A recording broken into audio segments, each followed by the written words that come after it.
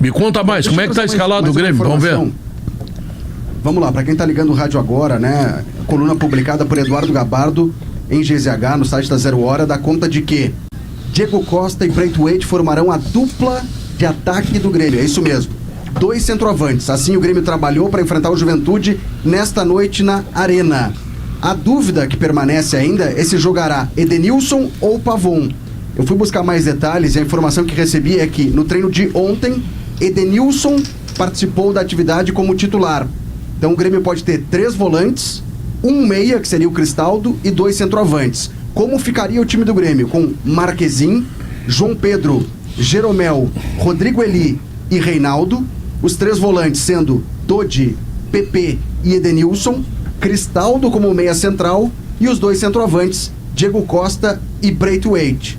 Os 3 jogadores que retornaram das eliminatórias, disputaram os jogos das seleções, já estão na concentração, chegaram por volta de 8 horas da manhã aqui em Porto Alegre, depois de uma viagem longa de 6 horas e meia de viagem com escalas, né? De Santiago para Assunção, Assunção para Foz do Iguaçu em Porto Alegre. Todos eles jogaram como titulares das suas seleções ontem. O Soteldo e o Aravena, mais de 90 minutos. O Vilhaçante foi o que jogou menos, mas foi substituído no final, tendo atuado na altitude. 87. E a informação que o Gabardo também... e a informação que traz o Gabardo na sua coluna também é de que esses atletas apresentam um desgaste físico acentuado e dos 3, neste momento, Soteldo é quem tem mais chances de aparecer no banco de reservas como opção, em caso de emergência, para o segundo tempo. Problemas não faltam. Bom, Guerrinho, o que tu acha desse Grêmio aí que tem 3 volantes, tem um meio e 2 atacantes? O Grêmio com 2 centroavantes não significa que ele será ofensivo. Se a bola não chegar, Pedro, não tem ofensividade. Mas tem o Cristaldo, né? Pois é, mas aí fica a missão do técnico do Juventude, ela fica facilitada. Marca ele. Botar um cara em cima dele, não deixa. Marcou um, marcou todos, né, Guerra? Exatamente. Então, eu acho que o jogo hoje era um jogo para velocidade. Os próprios Soteldo é um jogador que eu acho que se adaptaria. Mas eu via o Nathan Fernandes como uma válvula de escape importantíssima. É o jogador que sai com habilidade, é o jogador que encara a zaga adversária, que vai cavar falta perto da área. Quer dizer, eu acho que o Grêmio vai apelar muito numa certa altura do jogo para a bola levantada na área atrás do Diego Costa. É muito pouco. Muito pouco. Eu tenho a impressão que, embora legítimo o Renato tentar alternativas para um time que, de todos os jeitos que ele formatou até agora, Guerra, ele funcionou perto do nada. Então ele está tentando o plano C a essa altura. Mas ele não foi treinado muitas vezes. E ele parte do princípio de que desloca o Braithwaite do centro para o lado, ele já jogou assim ao longo da sua carreira, e conta com o Diego Costa com uma capacidade de conclusão que nós não vemos desde a sua volta de lesão muscular. Desde a final do Gauchão contra o Juventude. Quando o Grêmio contratou o Braithwaite, ele tá apostando na fórmula da final do Gauchão. E o Grêmio contratou o Braithwaite, tinha essa ideia, tem gol, tem passe. Lembra, Maurício, quando o Grêmio contratou o Braithwaite, a gente discutia essa ideia. De jogar com esses dois. Eu acho que ele pode fazer um losango de meio campo. Dodi, o PP pela esquerda, Edenilson na direita, o Cristaldo na ponta do losango e os dois na frente. Vocês dois foram muito educados e eu valorizo também, muito a educação de vocês, tá? 20 de novembro de 2024. É a primeira vez que o Grêmio joga com 2 centroavantes e que vai jogar com tripé e com meio. Modelo de emergência então vamos ser bem prático aqui. 2 centroavantes, assim, em meio ao jogo ele já fez. Não, já fez. Os dois lá. Faltando 2 minutos. Ele chegou a jogar com centroavante. Chegou a jogar com zagueiro de centroavante no final de um jogo. Mas eu tô falando assim, no Grenal, né? Grenal de Curitiba. Mas o que eu quero colocar aqui, e aí com respeito a essa baderna que a gente viu no ano do Grêmio. Um completo descompasso de organização mínimo, básico em futebol. Eu vou estar na arena hoje a partir das... 5 da tarde começa o pré. Isso, como torcedor, como comentarista identificado, podem dar o nome que quiserem, eu vou estar torcendo. Só que o Grêmio começou a torcer pro imponderável. O Grêmio começou a entrar na linha do imponderável. Dava para ter o esquema 4-2-3-1. Que é o esquema do Renato há 5 anos. Não sei nem se é o esquema do Renato, é o esquema que o Grêmio joga. Não sei qual é o esquema do Renato. Porque tem 2 volantes para jogar. Renato faz tempo. Tem 2 volantes para jogar. Se quisesse ter extremas, tinha. Porque se é verdade que o Aravena e o Soteldo eles estão na seleção e não podem por questões que saem da força do Grêmio. O Natan Fernandes era só pedir a desconvocação dele que ele estava aqui. Então não vamos parar de onda que que falta opção, não falta. Sem desconvocação. Isso, poderia jogar o Exatamente. poderia jogar o Pavon ali, que segundo informações poderia jogar. Então, vamos ser prático aqui. O Grêmio muda a forma de jogar e agora a gente precisa de uma coisa: rezar pra dar certo. E eu falo rezar pra dar certo porque eu, Maurício, e apenas eu, tenho certeza que vocês também, mas eu quero falar por mim, eu acredito em sequência e treinamento. Eu acredito nisso. Eu não acredito em times montados quinta pra jogar domingo.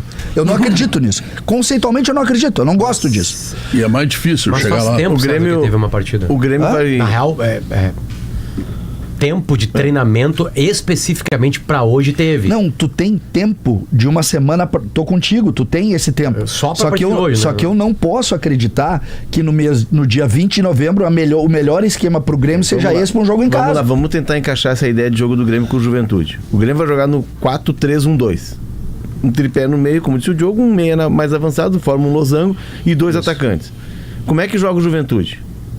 Lucas Barbosa pela direita, 4-2-3-1. Lucas Barbosa pela direita e geralmente joga o Edson pela esquerda, que E tá tem machucado. jogado muito bem. Tinha jogado muito bem, mas vai ter um outro extremo por ali. O Eric, eu Vai acho. ser o Eric. O Eduardo Costa, inclusive, tá te ouvindo e pode dar mais informações. Em Eduardo, no lugar do Edson Carioca, quem é que deve jogar? Eric Farias. Eric Faria, que é um cara de tração, um cara de velocidade, embora seja mais atacante. O João Lucas, pela direita, é um cara que sai bastante. O Grêmio adotando esse modelo de jogo pelo meio, porque o Grêmio vai jogar pelo meio. Com Edenilson Sim, e não tem PP, ponto. os dois centroavantes. O dinamarquês, o Bright White, até cai um pouquinho para os lados, mas ele é um cara de buscar a área. pouquinho. O Grêmio vai ter os seus dois laterais expostos. E ao mesmo tempo abre o lado para os laterais Mas, apoiarem. Quem faz o ele vai serviço ofensivo é o Quem Reinaldo faz de o um lado e o Zé do corredor, outro. quem dá amplitude, como gostam de dizer os técnicos, São os laterais. são os laterais, nesse modelo do Grêmio. Eu tô Léo, vendo o Grêmio tentando Ele vai atacar com marcar, cinco. ele Os vai dois marcar numa laterais, linha de os 4, uma atacantes. linha de 3, vai deixar o Tá, vamos Soteldo lá, e os tudo dois bem. atacantes. Ele vai, eu Soteldo fora, mas entendi, o Bright White e o Diego. Na linha de 4 que ele vai fechar, quem é que vai fechar o lado? O Cristaldo fecha lado? Não, ele vai fazer uma linha de 3 O com os 3 Edenilson volantes. fecha lado? É isso aí. Ele vai fazer Os corredores vão estar expostos. O Grêmio tá apostando na bola pro Diego Costa Bola brigar aérea. com os zagueiros. É. Só que tem o contraveneno do Juventude, que vem pra jogar, né, Eduardo? Linhas baixas e saindo em velocidade, que é a E característica um do lateral Juventude esquerdo que é um zagueiro. desde o tempo do Roger. Hein, Edu? Exatamente. Inclusive com o Fábio Matias, né? Ele optou aí nos últimos jogos de atuar com mais um zagueiro jogando na lateral esquerda. No caso do Lucas Freitas improvisado, né? O Juventude, no entender dele, vinha tomando muitos gols nesse setor e o Lucas Freitas assumiu a titularidade. O Alan Rusch está suspenso, já não jogaria, né? Talvez como titular.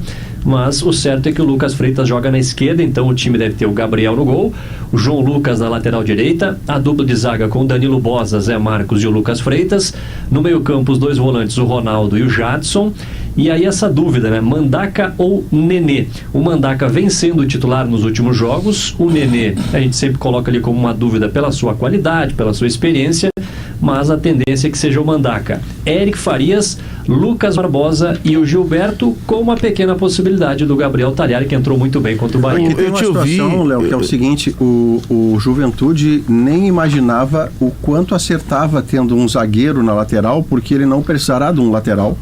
Ele precisará de mais um zagueiro, porque haverá 2 atacantes de conclusão. E o lado do campo fica liberado para o outro, lá para o João Lucas, que é o cara que apoia. Então, na verdade, o Juventude vai se formatar, embora não esteja lá na sopa dos numerozinhos, ele terá 3 zagueiros e logo adiante 4 jogadores e 3 na frente. E eu não Ou sei... 2 e o Gilberto com mais avançado. E eu não Mas é um sei, desenho Maurício, diferente. eu não sei se em vez do Eric Farias, né, embora o Eric Farias é um jogador de tração, um jogador de força, Do tempo do Ipiranga. ele não poderia ir com o Marcelinho, que é velocidade pura, que é contra-ataque. Diante desse contrário cenário... é o Eric, né? E no meio, Eduardo, outro dia a gente falou disso e me parece mais do que nunca. Se jogar Nenê é uma concepção de jogo muito clara de um Juventude mais ousado. Se jogar Mandaca, conceituar o Combativo. ponto como estratégico. E aí Vai ser um marca time de mais, contra-ataque. muito mais que o O Juventude vai ser um time de contra-ataque. O Mandaca é um dínamo, né? É uma força. É. O Nenê É a me força parece, física. né? Não, mas Eduardo, questão do tempo. esse Marcelinho em cima da zaga do Grêmio é um problema. Hein? Para o Grêmio. Mas, Pela informação que eu tenho, o Marcelinho não começa o jogo de É o hoje. Eric. É o Eric. O problema é, e eu acho, quando a gente discute claro que tentar espelhar as equipes e como ela joga, o que é valência aqui ou ali, a gente fala só do Juventude. A gente não consegue falar do Grêmio. A gente não sabe como o Grêmio vai movimentar. A gente sabe como o Grêmio estará na prancheta. É triste dizer isso, mas quando tu abre... Não, é verdade. Um time cada jogo. Quando tu abre um jogo decisivo desses, qual é o movimento do Edenilson? O Léo perguntou, ele vai fechar o lado?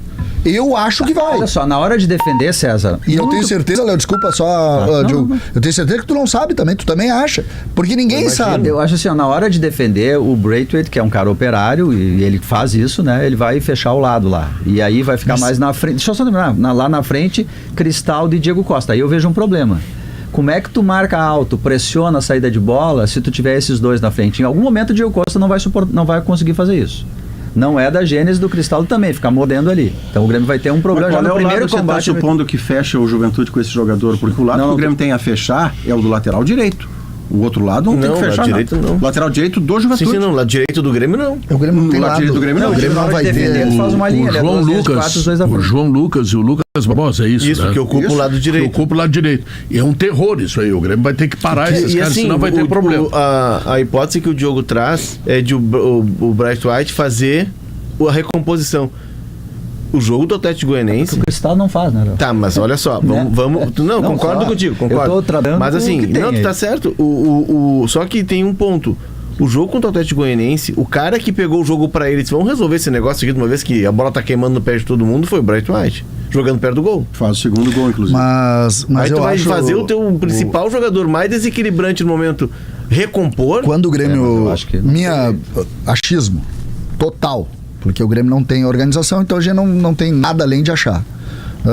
Quando defender, uma linha de 4, uma linha de 3, e espera que o Juventude não ataque com muitos jogadores. Quando defender. Quando atacar, o Grêmio vai jogar no 3-5-2. O Grêmio vai baixar o Dodge um pouco, vai abrir os dois, por isso é que ele tá botando o Jeromel. Vai liberar o lateral direito, vai liberar o lateral esquerdo. Eu acho que tá meio assim, porque vai liberar os dois dentro. E jogar de ponta de área com os dois centroavantes. O Soteldo, o Cristaldo ali perto para tentar ser um meia. Pra atacar vai e ser vai atacar e vai jogar no 3-5-2. Pra atacar vai ser linha de 5. Os dois centroavantes, o Cristaldo chegando e os dois laterais. Repetindo. Só que um achismo do achismo, não, né, mas Potter? é que a tua, eu acho que vai atacar sim. A tua dúvida vai atacar, sim. decorre do ineditismo dessa escalação. Sim, exatamente. Você não faz ideia de que função cumpre cada um, porque esse time nunca foi usado.